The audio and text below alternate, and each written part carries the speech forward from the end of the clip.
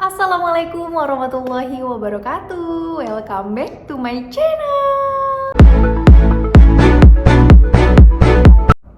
Bun, sebelum nonton video ini, disclaimer dulu ya. Semua yang aku ceritain di video ini adalah berdasarkan pengalamanku dan pilihanku. Apa kabar bunda-bunda dan kakak-kakak online semuanya? Semoga selalu dalam keadaan sehat, dalam lindungan Allah Subhanahu wa Ta'ala, dan juga bahagia dalam menjalani masa kehamilan dan juga mengasihi ya bunda. Nah, di video kali ini aku mau sharing tentang kehamilan aku yang kedua. Sekarang kehamilan kedua aku ini sudah memasuki usia 24 minggu atau 6 bulan. Alhamdulillah aku dan suami diamanahi lagi sama Allah untuk mengandung dan menjaga buah hatiku yang kedua. Nah, ini tuh berawal dari waktu setelah melahirkan Russell, anak aku yang pertama itu, aku emang gak KB, jadi aku KB alami aja. Nah, udah kayak gitu, pas anakku usia 1 tahun lebih sebulan kayaknya, pas aku tes pack, ternyata aku garis 2, alhamdulillah ya. Insya Allah aku dan suami juga menerima kepercayaan Allah ini, amanah dari Allah. Kami akan menjaga dengan baik meskipun jaraknya itu hanya 22 bulan atau 2 tahun kurang 2 bulan.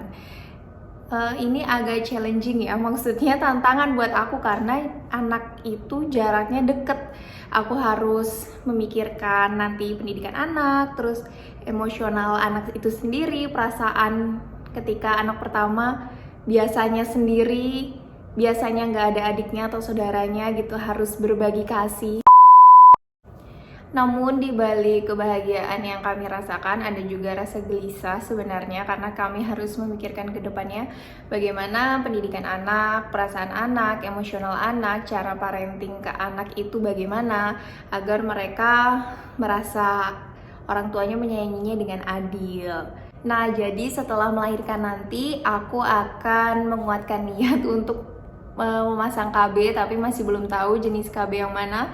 Apakah ada ibu-ibu, bunda-bunda yang bisa merekomendasikan KB yang tidak berdampak besar pada tubuh ini dan cocok? Boleh tulis di kolom komentar ya. Sebenarnya semua itu adalah pilihan ya. Kalau misalkan ini jarak anak jauh, mungkin kita bisa antisipasi dengan memasang KB atau bagaimana.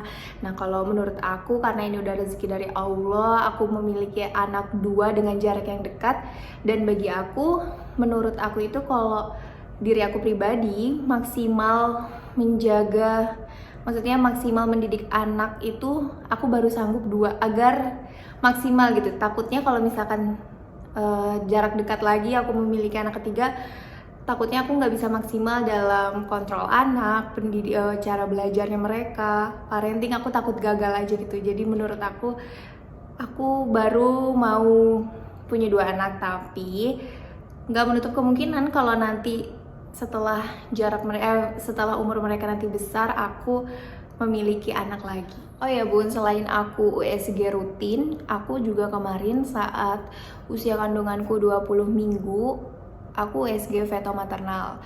Dan itu tuh katanya bagus di usia 20 hingga 24 minggu untuk mengetahui lebih jelas lagi, lebih detail lagi. Jadi kalau feto maternal yang aku tahu tuh kayak kita bisa melihat amit-amit ada kelainan nggak ya di janinnya, jadi lebih mengetahui lebih awal. Jadi ada langkah-langkah apa yang harus kita lakukan kalau misalkan hal tersebut terjadi. Terus kita bisa tahu misalkan, oh jarinya lengkap, tulangnya sehat, ukuran kepalanya normal. Ya sebenarnya di USG biasa juga ada ya ukuran kayak gitu. Cuman kalau feto maternal dia lebih mendetail. Dan kehamilan anak pertamaku dan kedua, aku selalu USG feto maternal. Nah, di usia kandunganku yang udah 6 bulan ini pastinya udah banyak hal-hal yang aku pikirkan banget. Hal apa sih yang gak akan aku lakuin lagi dari pengalaman anak pertamaku? Yang pertama itu adalah skincare bayi. Anakku yang pertama itu mengidap dermatitis atopik. Sampai detik ini juga dia masih sering kambuh. Itu berawal dari dia alergi susu sapi atau turunan susu sapi, kayak keju, coklat kayak gitu dia nggak boleh. itu adalah pemicu nanti dermatitis atopik dia muncul lagi. Nah, dan aku tuh kayak menambah pemicu alergi dia tuh dengan tidak memberikan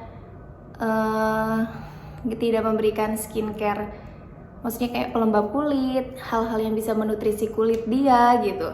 Jadi waktu hamil pertama itu kalau aku baca sesuatu, baca artikel, aku selalu telan mentah-mentah, dan itu sebenarnya salah ya.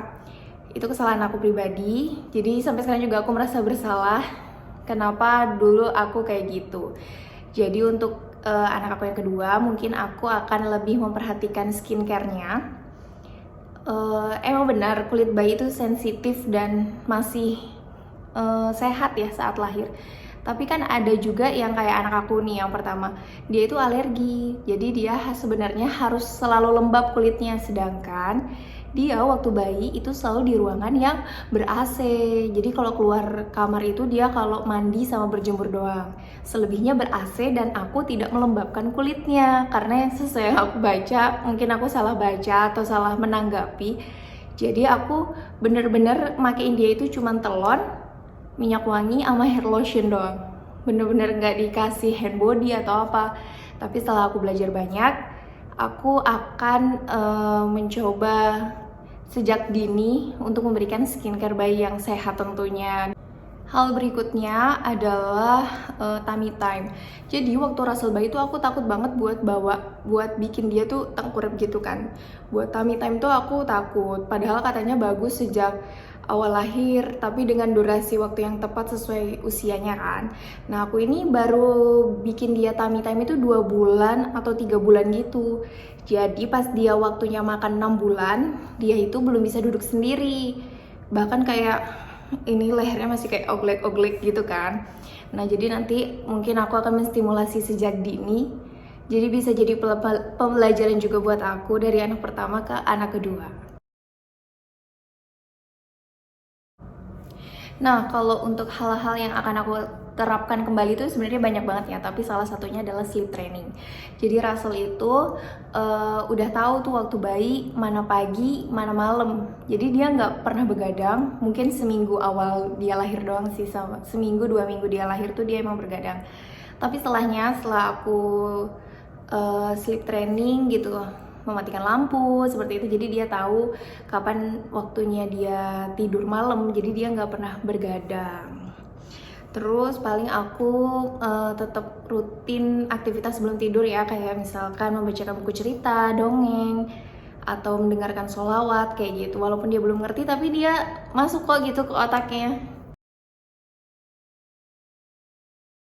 Untuk persiapan perlengkapan dan peralatan babyku yang kedua ini, alhamdulillahnya masih banyak ya dari abangnya. Kebetulan kemarin waktu yang hamil anak pertama itu aku belinya warna-warna netral. Jadi nanti ini kalau adanya cewek atau cowok dia masih bisa pakai. Dan barang-barang yang besar kayak stroller kayak gitu-gitu juga nggak perlu beli. Tapi aku juga pasti akan beli-beli barang yang baru ya, kayak baju-baju, misalkan bedong atau Wonder Pet, pasti kan udah agak kusem, pasti aku beli baru untuk babyku yang kedua gitu. Oh iya, dan barang-barang yang pernah aku share di YouTube, di video-video aku sebelumnya, itu alhamdulillah 99% kepake semua. Jadi nggak ada barang yang aku beli mubazir. Oh iya bun, belakangan ini juga banyak ya fenomena dari teman-teman terdekat aku, atau kalau aku lagi ke dokter gitu, ibu hamil yang hamilnya gitu jarak anaknya itu dekat gitu. Nggak usah risau ya bun, insya Allah mampukan kita, kuatkan kita untuk menjaga amanah, mendidik, dan menjaga buah hati kita sampai dewasa. Kadang anak pertama kita nih juga paham loh kalau kita misalkan hamil, meskipun dia agak lebih manja, maunya nempel sama kita, tapi dia tuh kayak paham gitu, kayaknya emak gue hamil lagi nih, kayaknya ada adik nih di perut gitu. Itu agak berat sih, tapi ya itu proses yang harus kita lalui. Terus kan kalau kata orang dulu, nggak apa-apa anaknya jaraknya deket katanya gitu, sekalian capek kan, biasanya ada tuh orang tua yang ngomong kayak gitu. Kita ambil hal positifnya aja apa dari kata-kata itu, karena kan kalau ibu hamil tuh nggak boleh stres, nggak boleh banyak pikiran kan bun. Jadi kita ambil aja hal-hal yang positifnya. Maksudku sebisa mungkin kita jangan menyesali hal ya kenapa harus disesali juga gitu, karena kan ini adalah rezeki amanah dari Allah gitu. Nah, sekian dulu cerita kehamilan anak keduaku ya bun. Semoga ada hal-hal baik yang bisa diambil dan bisa memotivasi para bunda yang sedang mengandung sama kayak aku. Pokoknya tetap semangat, jangan dengerin kata orang, tetap bahagia ya bun. Next kira-kira mau dibikinin video apa? Komen di bawah ya. Aku pamit ya bun, sampai ketemu di video selanjutnya. Wassalamualaikum warahmatullahi wabarakatuh. Bye-bye.